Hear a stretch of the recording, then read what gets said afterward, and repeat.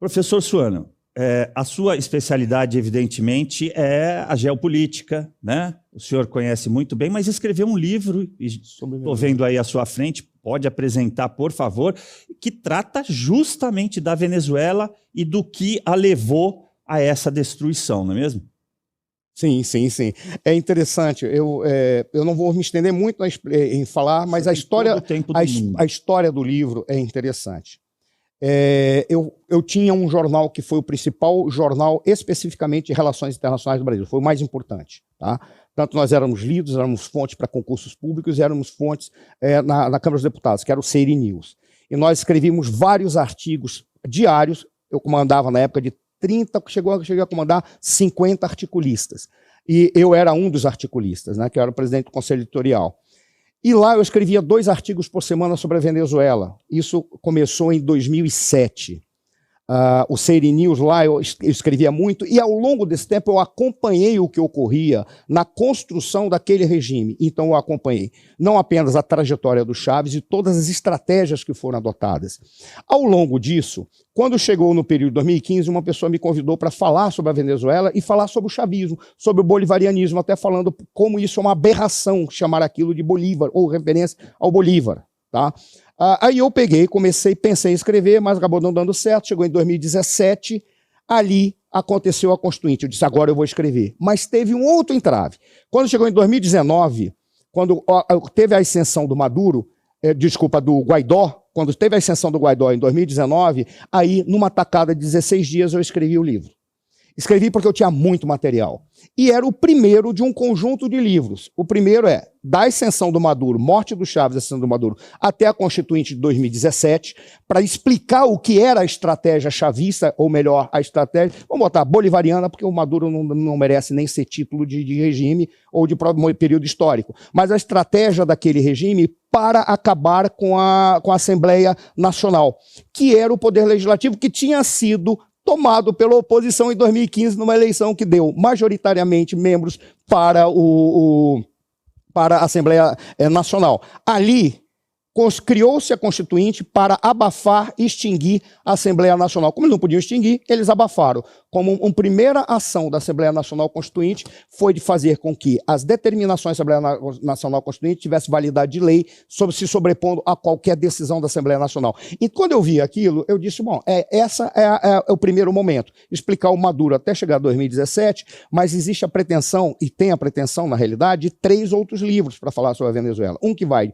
de 2017 até a ascensão do Guaidó.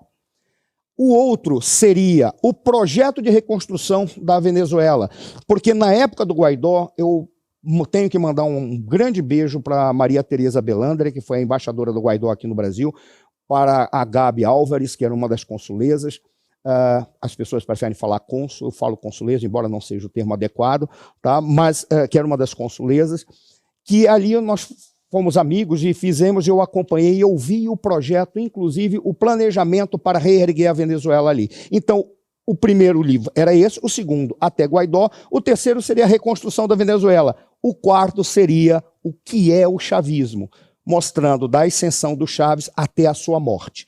Então, é um projeto de 4 livros. Acabou ficando neste aqui, mas eu já tenho a metade do segundo escrito, tá? Vou estender depois. O terceiro é uma nova proposta, que vai ter que ser uma nova reconstrução depois do que o Trump faz, é outro livro. E o quarto, eu tenho 350 páginas, que é a coletânea dos artigos que eu escrevi sobre Hugo Chávez e sobre a Venezuela no processo de construção daquilo que ele chamou de socialismo do século XXI. Na realidade, é uma grande balela. Na realidade, o socialismo dele é uma forma de fascismo. O fascismo era socialista, não vamos esquecer disso. Tá? E fica numa questão de eu estou organizando isso para ver qual vai ser o desdobramento. Esse livro, para mim, é um dos mais importantes dos 4, se eu conseguir concluir os 4. Por qual razão?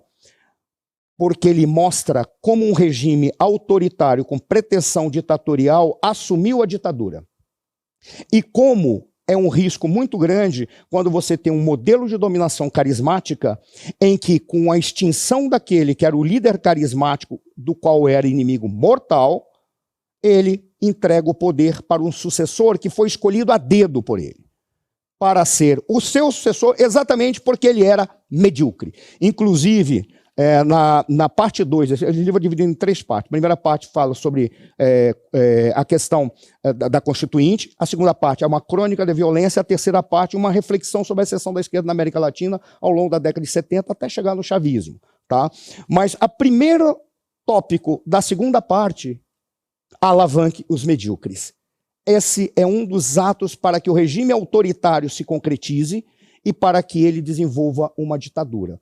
Então, para mim, esse é um livro que resume para mim parte das percepções que eu tenho sobre política. Inclusive, uma explicação sobre democracia.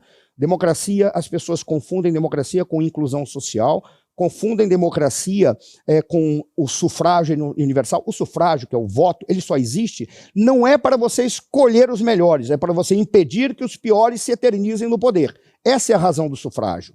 Você escolhe, ok, mas você fica ali, se o regime for democrático, preocupado para excluir os piores. E democracia é poder do povo. O povo nunca governou, não governa e jamais governará, da minha perspectiva, enquanto nós tivermos esse tipo de humanidade.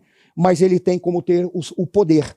E o poder se consolida pela capacidade que o povo tem de controlar os seus governantes. Essa é a razão pela qual hoje o Brasil não tem mais democracia. Porque você não tem como controlar os governantes quando você tem um STF que se sobrepõe a tudo e a todos e diz que quem determina as ações e não pode ser, em qualquer hipótese, subjugado é o próprio STF e os seus apaniguados ou os seus associados, não dando ao povo qualquer tentativa ou possibilidade de retirá-los. Isso está muito bem configurado naquilo que Sua Excelência, o ministro Gilmar Mendes, falou quando ele quis retirar do povo, inclusive, a possibilidade constitucional de solicitar um impeachment de um ministro do Supremo Tribunal Federal, entregando a PGR, que é um dos membros do governo. Ora, se o poder do povo significa controlar os seus governantes, não tem uma forma de controlar o STF. E tem mais um detalhe, governo não é executivo. Governo é o executivo, o legislativo e o judiciário.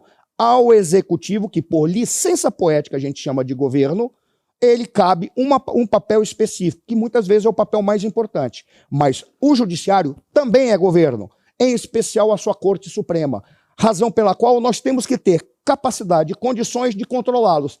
Morre a democracia quando o nosso Supremo diz nós não temos como ser questionados, não pode nos ofender, não pode nos vaiar na rua, não pode, em hipótese alguma, nos retirar daqui. Porque quem vai retirar só pode ser o PGR, não era isso que o Gilmar Mendes queria? Ora, mas o PGR também é governo, porque ele é membro. O CFM agora está aprovado, né? Quer dizer, não há nenhuma outra alternativa a não ser através dele, né? Isso foi feito por eles. É uma trajetória que muda em determinados pontos, mas são trajetórias similares. Até, eu não vou estender muito, porque para a gente poder conversar, mas é interessante essa capa que tem aqui do livro, eu vou até mostrar aqui, ó, a capa do livro, ela é bem curiosa, que acabou vencendo essa ideia de capa. Muito tá? Perfeito. Essa ideia de capa que tem o Maduro em vermelho, por quê? Porque eu estava denunciando o sanguinário que ele era. E a quantidade de mortes que teve, estimulada pela milícia bolivariana, em alguns meses ocorreram que as milícias passavam nas ruas e metralhavam os opositores em manifestações. Teve um mês que chegou a quase 300 mortos, e parte desses mortos vítimas do que a milícia bolivariana fazia. E na Venezuela eles têm 5 forças armadas, o Exército, a Marinha, a Força Aérea, tem a Guarda Nacional, que trabalha como força armada também, e tem a milícia, que é a mais numerosa, que é, na realidade, uma força armada do regime. O Hugo Chávez tentou criar uma 6ª força armada, voltada para os guardiões da Revolução, porque ele criou um cargo chamado Guardião da Revolução, que eram os indivíduos que ficavam ocupando cargos dentro dos escritórios administrativos do Estado, algo muito similar ao que a União Soviética fez com os não é secretário do povo, eu me esqueci qual é o termo que ele usava na União Soviética, comissário do povo, que eram os comissários do povo, e os comissários do povo muitas vezes eles ficavam infiltrados dentro das instituições com a função de verificar se a doutrina estava sendo executada. Em síntese, era o X9 dentro do administrativo, e o Hugo Chávez queria transformar isso numa instituição, poder do Estado, e desenvolver isso como uma força armada, porque queria dar armas para eles e dar um segmento da economia para eles controlar. Mas veja, isso é o que foi feito nessa... Aí, voltando, é o sanguinário. No ombro dele tem um passarinho. Esse passarinho que fala do Chaves para ele. Esse passarinho é que uma vez ele fez um discurso... Aquele Chaves hilário, né? Uma vez ele fez o discurso dizendo assim, que Hugo Chávez chegava como passarinho, pousava no ombro dele e dizia o que tinha que ser feito. Então Hugo Chávez vinha em espírito, ele estava sendo ungido pelo espírito do Chaves. Todo ditador é meio messiânico, né? A capa cinza, mas a capa cinza revela a realidade da sociedade e tem um disco voador aqui. Esse disco voador... Trouxe ele da Colômbia. Não, é a coisa, cara. Isso é uma das coisas mais ridículas. Eu tenho gravado esse discurso do Chaves. Ele fez um discurso na televisão e perguntaram para ele se ele acreditava, se ele acreditava em vida extraterrestre, se tinha corrido vida, se tinha existido vida em Marte. O Chaves falou o seguinte: sim, eu acredito que teve vida em Marte. No entanto, a sociedade se desenvolveu e chegou apenas ao ponto do capitalismo e o imperialismo tomou conta da sociedade marciana, razão pela qual Marte perdeu a vida, porque o imperialismo destruiu todos os seres vivos em Marte. Ele fez esse discurso. E na época... Então foi nos Estados Unidos. Imperialismo para ele está diretamente ligado aos Estados Unidos. Na época eu escrevi um artigo que foi muito engraçado, teve uma certa repercussão, que eu disse assim: o Hugo Chávez desenvolveu neste momento a revolução interplanetária. Parece que ele está copiando o J. Posadas, que foi um cara que na década de 60 era um trotskista que perguntava se ele acreditava em disco voador. E o J. Posadas deu a seguinte resposta: se existem discos voadores, e eu acredito, os discos voadores devem vir à Terra para auxiliar no processo revolucionário, por uma única razão. Para chegar a ter disco voador, significa que a sociedade avançou tecnológica e sobreviveu a todos os erros do capitalismo. Logo, eles são socialistas e os discos voadores estão vindo aqui para ajudar na revolução proletária. Aí o pessoal brincava, ele desenvolveu a revolução interplanetária. Foi o que eu falei ali, falando, o Maduro está copiando o Posadas, desculpa, o Chaves está copiando o Posadas, e está criando a luta de classe intergaláctica. Não é possível.